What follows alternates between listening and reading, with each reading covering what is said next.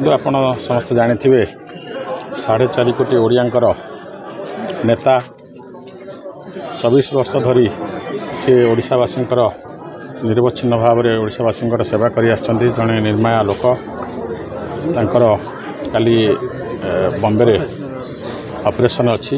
ତ ନିଶ୍ଚିତ ଭାବରେ ଆମେ ବରୀ ନିର୍ବାଚନ ମଣ୍ଡଳୀ ତରଫରୁ ସମସ୍ତ ମା ମାଉସୀ ଗୁରୁଜନ ସର୍ବୋପରି ଦଳ ବର୍ଣ୍ଣ ନିର୍ବିଶେଷରେ ବହୁ ଲୋକ ଆଜି ଏଠି ରାମେଶ୍ୱର ମନ୍ଦିରରେ ଏକାଠି ହେଇଥିଲୁ, ଦୀପଦାନ କରିଥିଲୁ।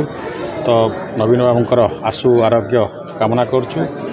ଜଲ୍ଦି ତାଙ୍କୁ ଅପରେସନ୍ ସକ୍ସେସ୍ ହେଉ ଆଉ ଜଲ୍ଦି ତାଙ୍କୁ ଫେରେ ଭୁବନେଶ୍ୱର ସେ ଆସନ୍ତୁ, ଫେର ଓଡ଼ିଶାବାସୀଙ୍କର ସେବା କରିବାରେ ଲାଗି ପଡ଼ନ୍ତୁ। ଆଜି ଆମ ପ୍ରିୟ ପୂର୍ବତନ ମୁଖ୍ୟମନ୍ତ୍ରୀ ଶ୍ରୀଯୁକ୍ତ ନବୀନ ପଟ୍ଟନାୟକ ମହୋଦୟଙ୍କ ପାଇଁ ଆଜି ଆମର ରାମେଶ୍ୱର ବାବାଙ୍କ ପାଖରେ ଆମେ ଦୀପଦାନ କରିଛୁ।